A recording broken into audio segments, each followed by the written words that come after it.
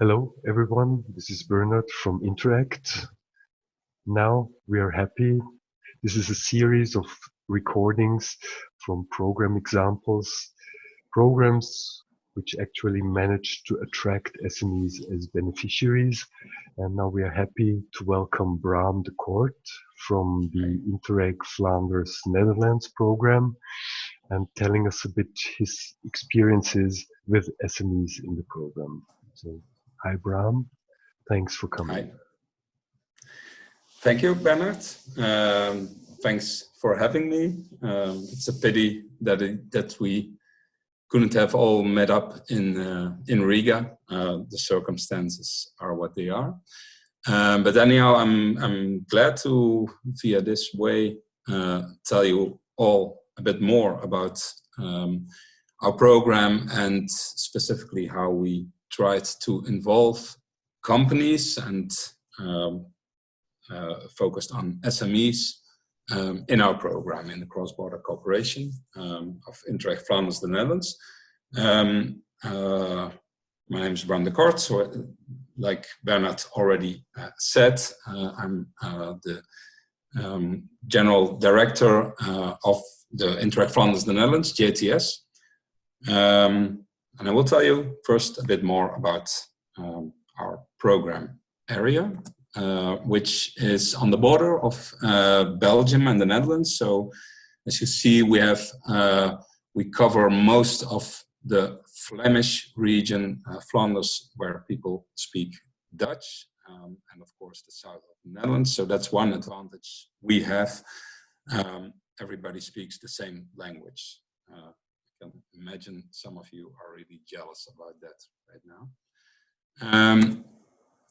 We are focusing in the current program period on these four priorities. So first in blue, innovation, which is to say we try to stimulate innovation between companies and research institutes, for example, on specific products or processes.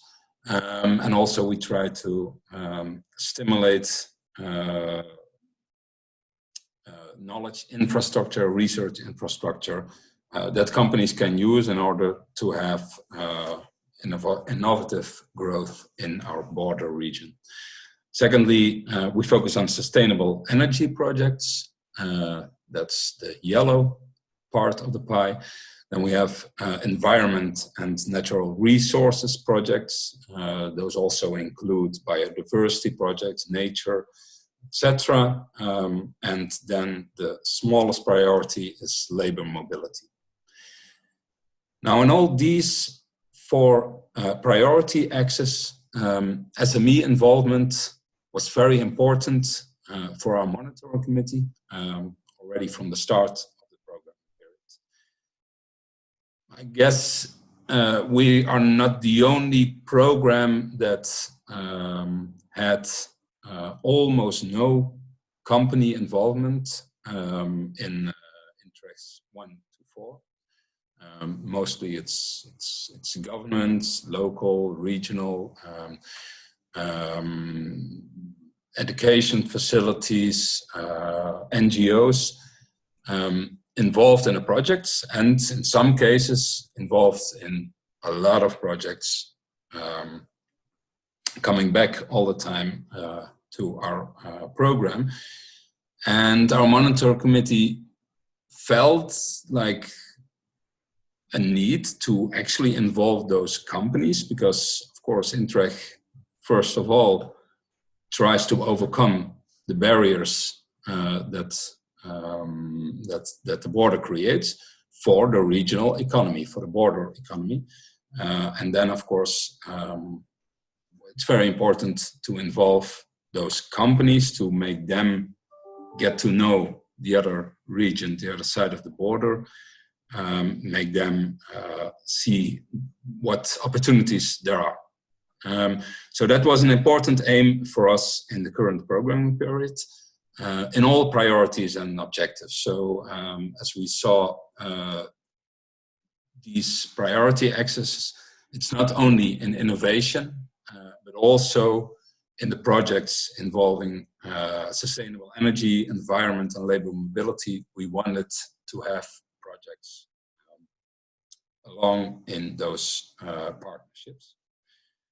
And the ways of involvement are as a target group, of course, as a project partner, or as a project partner light, which I'm going to tell you a bit more about in a while. So first of all, as a target group, of course, these companies don't get any subsidies directly.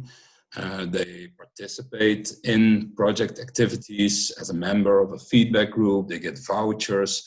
They are audited. They have access to testing facilities. So this is a way to make our projects more relevant for companies, because, of course, if you have companies feeding the regular project partners on what their needs actually are, then normally those projects will be better in their results. For this kind of involvement, there are a lot of state aid solutions that are actually not that complex, or at least, well, after spending some resources on really going into state aid and what does it mean, what possibilities are there, that was our conclusion. You have the minimis and you have the GBER articles that allow 100% state aid. So even if a company is not a direct beneficiary, it's still quite easy to make sure that you don't that you're in line with state aid regulation. Then, of course, we wanted these companies to be involved in our program as a project partner, receiving ERDF. And as a project partner, of course, a company would be involved in during the whole project period. So this is clear, I guess. In a typical project in our current programming period, there would be a lead partner, mostly not a company, but among the partners, there would be companies as well as research infrastructures, for example, NGOs, governments, so triple or even quadruple helix projects. As a project partner, of course, to have companies involved, administrative burden is a big challenge. Already before starting, I guess we're not the only program that has quite a long period in the selection process. So it takes quite a while for any project consortium to walk that road, to have their project approved and everything being set up. Before starting, we have to test whether companies, what kind of partners we're talking about. Is it private or public partners? Do they comply with SME definition? And this is more important and has been more of a burden for us. We have to test whether it's companies that we can't fund because they're enterprises in difficulties. So if there's one thing, there's a lot of things that I'm going to talk to you about that we found that are quite okay, that make it possible to involve SMEs, but the regulation about enterprises in difficulties is not. I think that's something Europe could really change, and I'm afraid they're not planning to at the moment for the future programming periods. But it's hard. For example, a company can be an enterprise in difficulties when it's younger than 3 years old. But what do you do when this company turns 3 years old during the program, during the project period, or during the selection period? So yeah, that's something we can't change. What we have learned is that this is very important to start talking about with any company interested in involvement from the earliest stage in the selection period. And then, of course, you have to know about state aid solutions. What solutions are there to have companies involved? But also there are articles in GBR, and of course there's de minimis that make it not so hard, or at least less hard than a lot of programs tend to think, and we also used to think. During the project, of course, also administrative issues, or the idea that there will be administrative issues can be an obstacle in involving SMEs. We've had, of course, questions on eligibility of expenses. We have a program rule that when a company buys something over 50,000 euros in a project, they have to prove that the price they paid was conform to the market. So this is something we had to work out. What is market conformity? But these are things, and especially if you invest in explaining projects and in looking for the risks that there may be among certain SMEs, that you can explain. Public relations requirements. So of course, the logo. These are things for companies. They just want to do their thing. You have to. You can't just send them your program manual with a lot of rules and then just think like, okay, they're gonna follow it. SMEs tend to be, of course, small organizations and not so much focused on reading all rules and regulations, especially if a lot of them do not apply to them. So what we did is give them information head on which rules are the most important for you to take a look at. Of course, other rules still apply, but like we really try to help them along in this process. And of course, pre-financing and cash flow. This is something for small companies can be an issue. We try to always first have our FLC work on any costs reimbursed by SMEs. And then sometimes governments involved in projects will have to wait, but they tend to have more time for that. Also now, with the coronavirus situation, of course, pre-financing the cash flow of companies involved is a big issue. We thought about possibilities for like really pre-financing, but at the end we didn't do that. And still, as you can see later on in the presentation, had, I think, quite a good number of SMEs involved. Well, and after, for companies, there's normally not so much administrative burden. In most cases, the lead partner is not a company, or at least not an SME, and then everything involved with reporting at the end can be taken off their shoulders.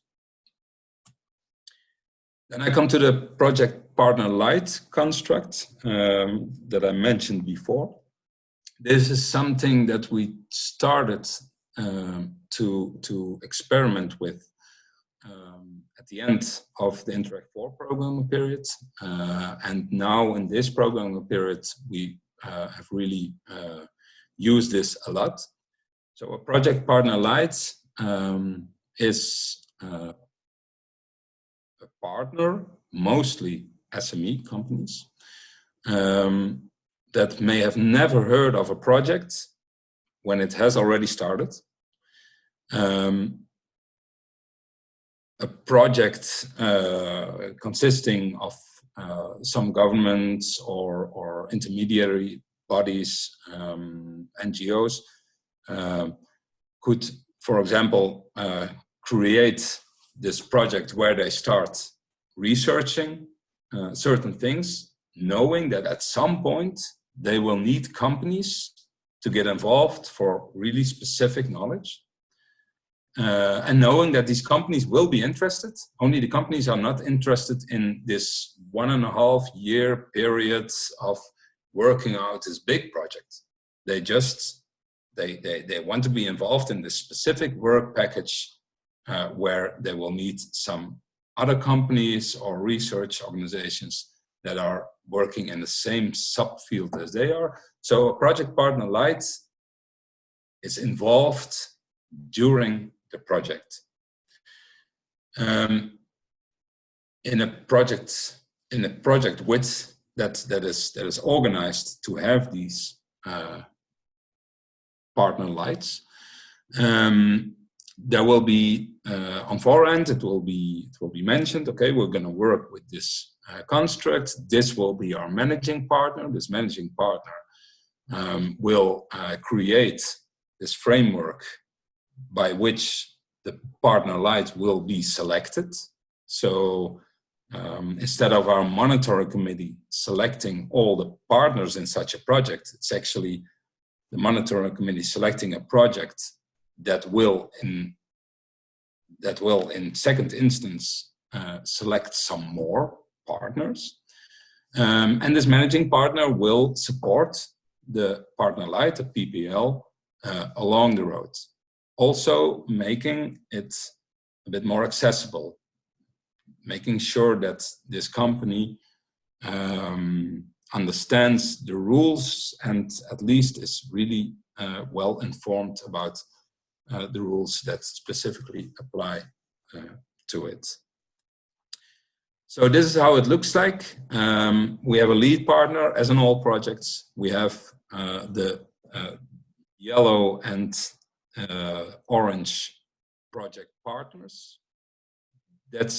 Those first layers are the ones being selected by our monitoring committee, knowing that in this case, project partner 3 and 4 will be managing those partners light.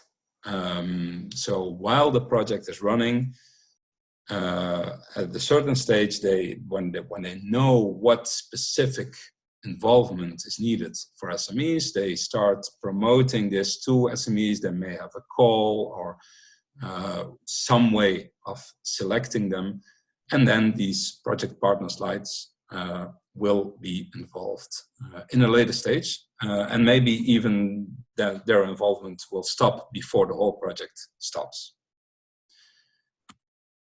So with this construct, we've been working with it a lot now, and we also have evaluated it recently, finding these positive and negative sides to the thing. First of all, really positive. All the companies involved as a PPL agreed on was the fact that they were not involved in the preparation of that grant project. Sometimes they were involved or they knew about it already, but when you don't have the work on it, that's already very good.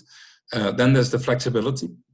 We can have projects of 3 years, 4 years, 5 years, and the fact that only once a project knows what kind of involvement of what kind of SMEs is needed, only then will they start talking to these SMEs. So there's a lot more flexibility. And of course, for the SMEs, it's really useful to have this partner really managing them. servicing them along the way. On the other end, the administrative requirements remain. We can't say, okay, you're just involved for 1 year, so you don't have to bear that logo, or you don't have to follow rules on procurement or whatever. And that's sometimes because of this construct, their companies tend to think like, okay, everything's organized for me. I can't do anything wrong, and that's not the case, of course. Well, also the fact that there's more distance between the PPL, the partner light, and the program, because this managing partner is between them. There's sometimes also some negative effects of that. We have to make sure that the managing partner really communicates well and makes the right choices in terms of what to focus on or not. Because at some point, it could happen that this PPL has not followed the rules in a certain respect. And then, of course, it's a lot tougher to get their money back. Overall, it works well. We have more positive than negative results of working with this layer in between, these managing partners. But, well, the fact that it's not always working well means that there's room for improvement. So the results, what kind of beneficiaries have we had till so far? We're already almost done with selecting projects. And as you can see, SMEs, if you include the 6% of large enterprises, then well, the involvement of private sector clearly we managed to deliver on that focus. That's the same. Of those SMEs, 156 were involved as normal project partners, so they were along the way putting these projects on the rail. But more than 350 were involved for a year, 2 years maybe, in specific work packages, meeting only those partners, or mostly meeting the partners that were really interesting for them and that were really like in their same sector, things like that. In which projects did we do that? We have about 15 projects involving these partners light. There are a few of them that only had like 4 partners light involved. Then there's this group of projects with 10, 12 partners light, and then we have 2 major, well, sort of subsidy programs within the program. And the biggest of them is Crossroads. It had a budget of 20 million, of which almost 9 million was ERDF. And the concept was really clear. This was really a subsidies program, only working on pairing Dutch and Flemish companies, mostly by 2, sometimes by 3, on a specific topic to create specific innovation products. Almost 200 SMEs were involved. It's still going on. There are still more companies getting involved. And the number of innovative products that these companies have delivered on, the prospects for these companies is actually huge. We in our impact evaluation, this project on its own created half of the estimate of the growth indicators, extra employment, etc. So this one project, which is only about, what would it be, like 8% of the complete program in terms of regional growth, delivers far more than the other projects. Then we have smart tooling. This is one of those projects with like 10, 12 partners involved. In this project, some companies, research organizations, they wanted to create robots or to find solutions in automation for maintenance in the process industry. So we're talking about chemical plants of companies like BASF, Dow Chemical, all kinds of maintenance and cleaning that, when it's done by human beings, it's unsafe, it's expensive, it's not efficient. So these companies and these research organizations saw that there was a lot of possibilities there, and created like a testing ground within those assets, within the plants of these big chemical firms, for SMEs to develop and test their robot solutions for cleaning and maintenance. Also a really interesting project that delivered on its goals. But also not using this partner-light construct, we had some SMEs involved in projects up till the point where they started coming to us while we had waves or while we had calls for proposals. They started coming to us in pairs without any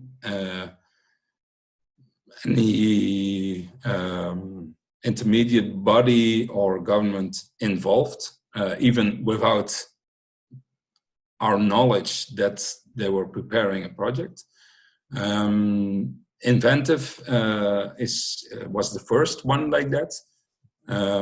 Two SMEs, one from Holland, one from Flanders, that came up with a project to create a more efficient air ventilation module. Just the two of them, a rather small project, but still like big enough to be a European project, because, well, you can't have, it's hard to have like really small project and have this administrative burden. So with one of those SMEs as the lead partner, and it's working well. Actually, at this moment, the project is not working too hard anymore on the project because, well, since they're in air ventilation, they are full on helping to create air ventilation modules, the traditional ones, fighting coronavirus. But, well, once they're relieved of that important task for society, they will go ahead again with creating a more efficient, innovative air ventilation module for second waves. Let's not hope it's needed. But yeah, so also because there were so many companies involved in those partner-light projects, I think at some point there was this mouth-to-mouth promotion, and we had SMEs directly coming to us without any work on our side to get the project, the program known there. So that's about our experiences so far. Some good, some bad, and I hope to give everybody some more clarification in our session in a few weeks, and help and answer any questions.